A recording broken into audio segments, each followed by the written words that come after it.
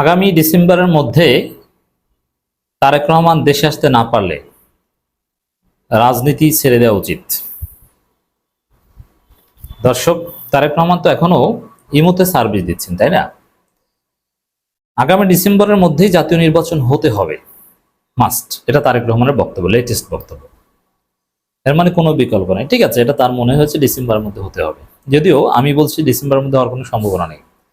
আচ্ছা, তারেক রহমান এত বড় নেতা, 5 আগস্টের পর বা 5 আগস্ট নাকি তিনি একমাত্র মাস্টার মাইন্ড বলেছেন না বিএনপি নেতারা, তাহলে তারেক রহমান এখনো দেশে আসতে পারছেন না কেন? দেশে আসছেন না কেন? এখন ডিসেম্বরের মধ্যে যদি নির্বাচন হতে হয়, এটা যদি ডেডলাইন হয় BNP do or die deadline, তাহলে আমি বলবো ডিসেম্বরের মধ্যে যদি তিনি তারেক রহমান দেশে আসতে না পারেন, তাহলে তার রাজনীতি ছেড়ে দেওয়া উচিত। এটা চ্যালেঞ্জ। ডিসেম্বরের মধ্যে দুইটা, একটা হচ্ছে নির্বাচন আদায় করা অথবা তারেক রহমান দেশে আসা। এই দুইটার একটাও যদি তিনি না পারেন, তাহলে বুঝতে হবে যে তারেক রহমানের যুগ বাংলাদেশে শেষ। বাংলাদেশের জনগণ পরিবারতন্ত্রের ধারাবাহিকতায় তারেক রহমানকে নেতা হিসেবে মানছে না। তারেক রহমান যোগ্য, কোনো সন্দেহ নেই। তারেক রহমান ভালো লোক, সব ঠিক আছে। জিয়াউর রহমান এবং জিয়া পরিবারকে আমরা অন্তঃস্থল থেকে শ্রদ্ধা করি এবং করব। পলিটিক্যাল সমালোচনা এটা সবার ক্ষেত্রে থাকবে, কিন্তু জিয়া পরিবারের অবদান বাংলাদেশে অসামান্য। জিয়াউর রহমান এবং খালেদা জিয়ার রক্ত যার শরীরে আছে, তিনি আমাদের কাছে অত্যন্ত মর্যাদাকর, সম্মানিত, যদিও আমরা তার রাজনৈতিক সমালোচনা করি।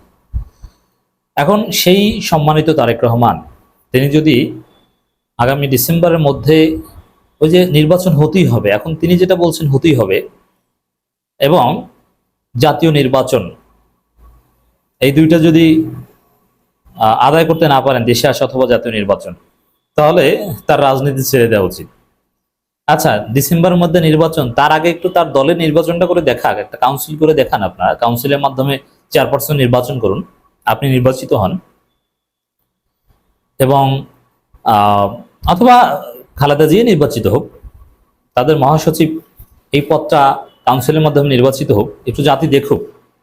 আপনি দলের মধ্যেই নির্বাচন আদায় করতে পারবেন না বা পারেন না, তার আগে আপনি জাতীয় নির্বাচন চান কোন যুক্তিতে? নিজের ঘর থেকে তো শুরু করতে হয়।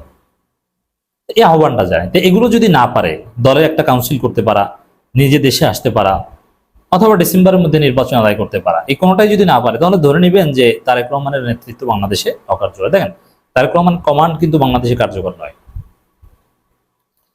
কারণ তিনি বলছেন যে কোনো চাঁদাবাজি চলবে না, কিন্তু বিএনপি চাঁদাবাজি বাড়িয়ে দিয়েছে। দলীয় শৃঙ্খলার কথা বলছেন, অন্তর্কোন্দল করা যাবে না, অথচ অন্তর্কোন্দলে প্রায় 100 লোক মারা যাচ্ছে। সামনে নির্বাচন হলে বিএনপির অন্তর্কোন্দলে হাজার হাজার লোক মারা যাবে, বিএনপির লোক মারা যাবে, এবং জনগণ তাতে অতিষ্ঠ হবে। তার মানে তারেক রহমানের লিডারশিপ আসলে কতটুকু ইফেক্টিভ, এটা কিন্তু প্রশ্নবিদ্ধ, যে তিনি শৃঙ্খলা বাস্তবায়ন করতে পারছেন না।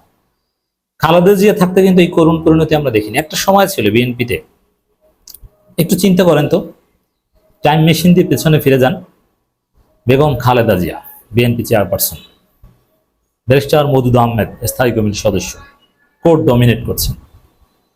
খন্দকার মাহবুব কোর্ট ডমিনেট করছেন।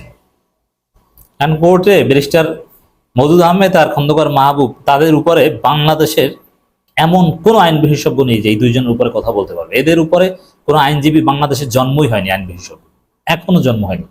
ব্যারিস্টার মওদুদ আর খন্দকার মাহবুব একজনও পাবেন না। ব্যারিস্টার মওদুদের যে সাবমিশন, তিনি কোর্টে দাঁড়ালে মানে তার উপর কোনো বিচারপতিও পাল্টা প্রশ্ন করবে, প্রধান বিচারপতি, এরকম ছিল না। সেই ব্যারিস্টার মাহবুব এবং খন্দকার, ব্যারিস্টার মওদুদ এবং খন্দকার মাহবুব এরা নেই। এরপরে চিন্তা করেন, ব্যারিস্টার রফিকুল ইসলাম মিয়া, হান্নান শাহর মতো লোক, এম কে আনোয়ার, কি হেভিওয়েট ব্যক্তিত্ব।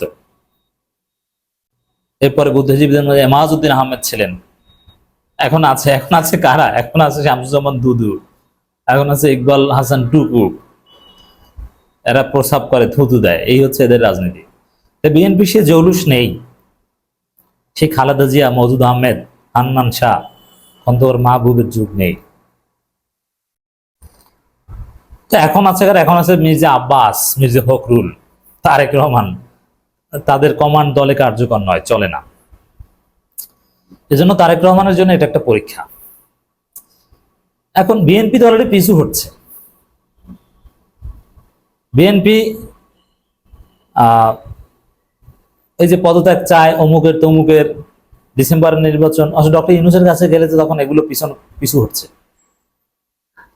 সংস্কার বিরোধিতা করে এখন আবার সংস্কার চায়। আগামী ডিসেম্বরের মধ্যে জাতীয় সংসদ নির্বাচন অনুষ্ঠিত হতে হবে বলে জানিয়েছেন বিএনপি ভারপ্রাপ্ত চেয়ারম্যান। তারা একদম ফাইনাল কথা যে হতে হবে। ঠিক আছে, যদি না হয় তাহলে আপনি ছেড়ে দিন, আপনি দেশে আসলেও হয়। দেশে এসে যদি না পারেন তাহলে আমরা বলতে পারবো যে না, দেশে এসে তারেক রহমান চেষ্টা করেছেন, হয়। কিন্তু অযথা কেন দেশে আসবেন না? তারেক রহমান বলেন, অন্তর্বর্তী সরকারের প্রধানের সঙ্গে দেখা করে আবারও রাজনৈতিক দলগুলো জাতীয় নির্বাচনের তারিখ, সুস্পষ্ট দিনক্ষণ ঘোষণার দাবি জানিয়েছে। বিএনপির দাবি, আগামী ডিসেম্বরের ভেতর জাতীয় নির্বাচন অনুষ্ঠিত হতে হবে। জাতীয় নির্বাচন অনুষ্ঠানের লক্ষ্যে জনপ্রশাসন, আইনশৃঙ্খলা বাহিনীর সংস্কারের জন্য অন্তর্বর্তী সরকারের প্রতি বিএনপি সহ যারা একসঙ্গে রাজপথে আন্দোলন করেছে, আমরা আমাদের সর্বাত্মক সমর্থন অব্যাহত রেখেছি। এটা উপর কথা। উপরে ডক্টর ইউনূসের সমর্থন করলো, ভেতরে ভেতরে বিএনপি ডক্টর ইউনূসের অপসারণ চেয়েছে, কিংবা এখনো চায়।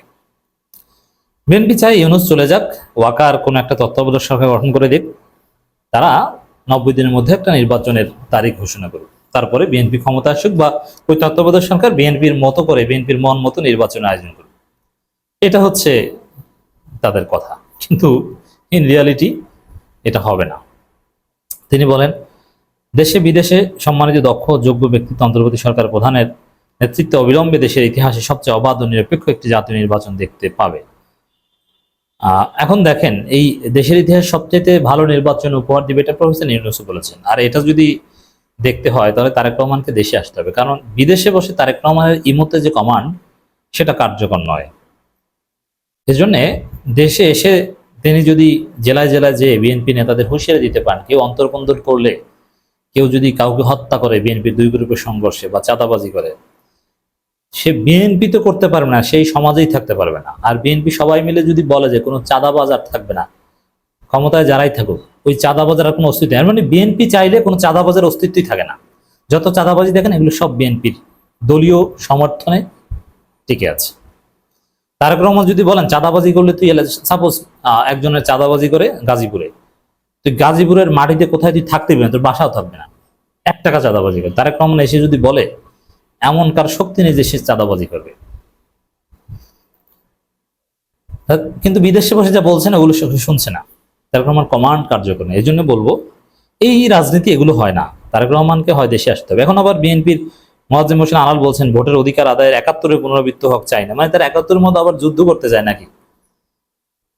হাসিনা আমলে এই যুদ্ধের হুমকি কোথায় ছিল 71-এর পুনরাবৃত্তির? তো দর্শক, তারেক রহমানকে হয় দেশে আসতে হবে, হলে রাজনীতি ছেড়ে দিতে হবে, কারণ তার কমান্ড কার্যকর নয়।